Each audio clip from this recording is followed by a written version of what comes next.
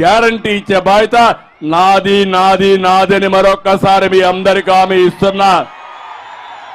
మీరు సిద్ధమా అని మిమ్మల్ని అడుగుతున్నా. మీరు సిద్ధమా అని మిమ్మల్ని అడుగుతున్నా. మీరు సిద్ధమైతే నేను కూడా సిద్ధం. మీరు 10 అడుగులు వేయండి, నేను 100 అడుగులు వేస్తా. తమ్ముళ్ళు, మీకంటే ఎక్కువ నాకు ఆవేశం. వయసు అనేది ఒక నెంబరే. నా ఆలోచనలంతా ఇంకొక 20 సంవత్సరాలకు ఏం చేయాలో ఆలోచిస్తున్నా. 2047కి తెలుగు జాతి ప్రపంచంలో నెంబర్ 1 జాతిగా ఉండాలి. అది నా జీవిత లక్ష్యం. దాన్ని సాధించేదానికి యువత సిద్ధమా అని మిమ్మల్ని అడుగుతున్నా. రెండో ఆలోచన, పేదరికం లేని సమాజాన్ని చూడాలనేది నా లక్ష్యం. పేదవాళ్ళు డబ్బులుండే వాళ్ళు కాలేమా? పేదరికం నుంచి పైకి రాలేమా? చేస్తాం. ఒకప్పుడు ఇప్పుడే కేశవ్ అన్నాడు ఇక్కడ రోడ్డు ఉండేది కాదని. ఆ రోడ్డు వచ్చింది. ఒకప్పుడు మీ దగ్గర సెల్ ఫోన్లు లేవు. నేనే ఆ రోజు ఆ సెల్ ఫోన్లు రావడానికి కూడా కారణం నేనే. ఈ రోడ్లు రావడానికి మొదటి శ్రీకారం చుట్టింది నేనే.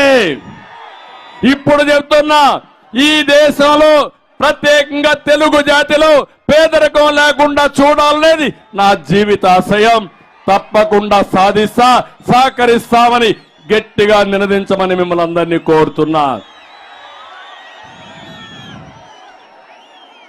జనరేషన్లు మారుతున్నాయి. 10 ఏళ్లకు కొత్త తరం వస్తారు. తరాలు మారినప్పుడు మన తలరాత కూడా మారాలి. తలరాత మారడం లేదు. అదే నేను చెప్తున్నా. అదే ఉరవకొండలో సంకల్పం.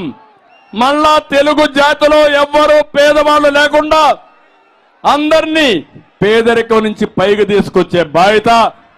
అదే సమయంలో పోర్టు రిచ్ అనే కార్యక్రమం పెట్టుకుని మిమ్మల్ని పైకి తీసుకొచ్చే బాధ్యత మేము తీసుకుంటామని మరొక్కసారి మీ అందరికీ హామీ ఇస్తున్నా. ఈరోజు ఇక్కడనే మీరు చూశారు 6,000 మందికి ఉద్యోగాలు ఇచ్చే జాకీ పరిశ్రమ అనంతపూర్లో ఏమైందని అడుగుతున్నా. పారిపోయిందా లేదా? కమిషన్ల కోసం అవునా కాదా? ఇలాంటివి తప్పుడు పనులన్నీ చేసి ఈరోజు మనం చూస్తా ఉంటే చాలా బాధేస్తుంది. యువతకు హామీ ఇస్తున్నా. సంవత్సరం 4 లక్షల ఉద్యోగాలు, 5 ఏళ్లలో 20 లక్షల ఉద్యోగాలు ఇప్పించే బాధ్యత తెలుగుదేశం జనసేన తీసుకుంటాం. నమ్మకం ఉందా లేదా మీకు? సాధ్యమవునా కాదా? కంపెనీలు తీసుకొస్తాం, పరిశ్రమలు వస్తాయి.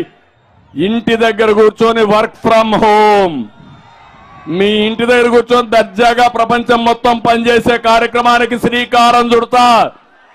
ఇంకో పక్కన బోరు కొడితే మండల హెడ్ క్వార్టర్లో వర్క్ స్టేషన్లు పెట్టి అక్కడ పోయి పనిచేసే కార్యక్రమానికి శ్రీకారం చుడతాను. నేను ఒకటే మీకు హామీ ఇస్తున్నా. ఉద్యోగాలు వచ్చే వరకు యువతకి 3,000 రూపాయలు నిరుద్యోగ భృతి ఇస్తామని మరొక్కసారి హామీ ఇస్తున్నా. అమ్మా నాన్న పైన ఆధారపడక్కర్లేదు. నేనే ఒక అన్నగా ఉంటా, మీ ఇంటికి కుటుంబ పెద్దగా ఉంటా. నేరుగా మీ అకౌంట్లోకి 3,000 రూపాయలు పంపించే బాధ్యత నాదని మరొక్కసారి యువత అందరికీ హామీ ఇస్తున్నా. తమ్ముళ్ళు, రాబోయే రోజుల్లో ఒకప్పుడు రోడ్ల కోసం ప్రయత్నం చేశా, ఐటీ కోసం ప్రయత్నం చేశా. ఈరోజు చెప్తున్నా, అనంతపూర్కి వస్తే నాకు ఎంతో సంతోషం. హెలికాప్టర్లో వస్తామంటే చూసా. విండ్ ఎనర్జీ, గాలితో కరెంట్ వచ్చే ఎనర్జీ చూస్తే, విండ్ మిల్స్ చూస్తే కళ్ళకు ఆనందంగా ఉండే పరిస్థితి వస్తుంది. భవిష్యత్తు సోలార్ది, విండ్ది, విద్యుత్ శక్తిలో సంస్కరణ తీసుకొచ్చిన పార్టీ తెలుగుదేశం పార్టీ. 2014లో కరెంటు కొరత ఉంది, అవునా కాదా? నేను వస్తానే 100 రోజుల్లో కరెంటు కొరత లేకుండా చేశానా లేదా అని మిమ్మల్ని అడుగుతున్నా. ఎప్పుడైనా నేనున్నప్పుడు కరెంటు కొరత ఉండేదా అని మిమ్మల్ని అడుగుతున్నాను. కరెంటు రేట్లు పెరిగాయని మిమ్మల్ని అడుగుతున్నాను. 9,000 మెగావాట్లు 19,000 మెగావాట్లు చేసిన పార్టీ తెలుగుదేశం పార్టీ. సోలార్కి విండ్కి ప్రాధాన్యత ఇచ్చిన పార్టీ తెలుగుదేశం పార్టీ.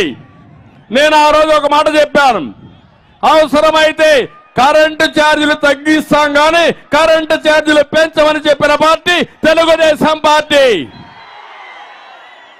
ఏం తమ్ముళ్ళు నేను చెప్తే వినలేదు, మీరు ఓటేశారు, మాటలు చెప్పాడు. ఆ రోజు 200 రూపాయలు కరెంటు ఛార్జీలు ఎంత అయినాయి? ఎంత అయింది? ఇప్పుడు 1000 రూపాయలు అయింది, అవునా కాదా? 200 రూపాయలు 1000 రూపాయలంటే 5 రెట్లు పెరిగింది. దీనికి కారణం ఏంటి? అవినీతి.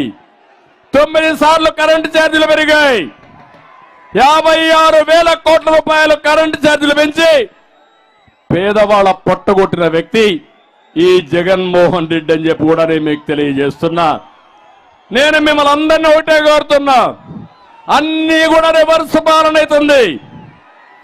ఈరోజు నేను హామీ ఇచ్చేది వ్యవసాయదారులకు హామీ ఇస్తున్నా, మీరు వ్యవసాయంతో సమానంగా పంప్ సెట్ పెట్టుకొని అవసరమైతే ఆ కరెంటు సోలార్ ద్వారా తీసుకుని మీ పొలాలకు కావాలంటే వాడుకోవచ్చు, లేకపోతే మీ ఇంటికి కావాలంటే వాడుకోవచ్చు. అక్కడి నుంచి ఇంకా సర్ప్లస్ అయితే మీరు గవర్నమెంట్కి ఇవ్వచ్చు. మళ్ళా మీకు అవసరమైతే మీకు కరెంట్ ఇచ్చే బాధ్యత తీసుకుంటాం. నేను ఒకటే ఆలోచిస్తున్నా, ప్రతి ఒక్క వ్యక్తి కరెంటు ఉత్పత్తి చేసే వ్యవస్థగా తయారు కావాలి. మీకు అవసరమైనప్పుడు కరెంటు గవర్నమెంట్ ఇచ్చే పరిస్థితి రావాలి, సంస్థ ఇచ్చే పరిస్థితి రావాలి. మీ దగ్గర మిగులు